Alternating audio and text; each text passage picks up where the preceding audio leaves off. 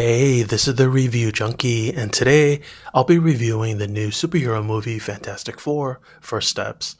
I'm going to try and keep this review short and sweet because everyone has probably seen a review by now on the bigger channels. I'm a really small channel up against the big boys, but I hope you stick around and subscribe because I'm the only movie review channel with curated artwork specifically to go with your cup of coffee movie chat. This is a non-spoiler review, and as usual, I will go down my checklist and let you know if this is worth checking out at your local movie theater. So the plot involves Galactus, and the only thing on his menu that he wants is to devour planets. And the Silver Surfer was kind of generous enough to announce that he's coming in a few days to destroy planet Earth. And I actually thought that was really sweet of her to do that. It was really sweet because, if you're going to die, you definitely want a heads up.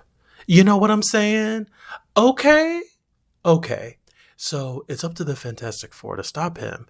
Very basic and straightforward plot. Nothing overly complex. And if you saw the Fantastic Four sequel from 2007 with Chris Evans, it does pretty much follow a similar storyline. So 2025 has been an uneventful summer and will go down as a summer full of blockbuster duds. Jurassic World Rebirth and Superman were epic disappointments in my opinion. So is this popcorn worthy? And I have some news for you. This actually isn't bad. It reminded me a lot of the Thunderbolts. It is competently well made, and I was invested with what was going on. Does it break the mold and add anything new to the superhero genre? Is it epic? No. It plays it safe, and sometimes being safe is okay. It just entertained me, right? And I was fairly entertained. So I always have a soft spot for the Fantastic Four. I like the whole concept of a superhero family. I like their power sets. And I remember getting the comic books drawn by Jim Lee during his 1996 run, but he couldn't keep up with the monthly schedule. And for some reason, this property really struggles during on-screen adaptations, but it works perfectly fine in The Incredibles. And the director, Matt Shankman, who directed WandaVision, did such a good job with that show, and he does it here again. There were smart choices made. First, they're already established superheroes. No need for the space origin that we've seen so many times in the last 20 years, right? That is like someone saying they had no idea Clark Kent becomes Superman. Like we already know. Okay. Another smart choice was Galactus being sporadically used versus just specifically appearing in Act 3. And yeah, he's all CGI and I wish he wasn't, but I was a bit surprised by one of the reveals in terms of what he wanted. I thought that and the way the team tries to deal with him for his arrival was interesting as well. It elevated the simplistic nature of his intentions. And maybe it's just me, but I always thought he was the new Thanos. I think the MCU botched that one by not making it him, especially since Phase 3 leaned into the Guardians of the Galaxy and space. It seemed natural it would be him and not Kang, but I digress.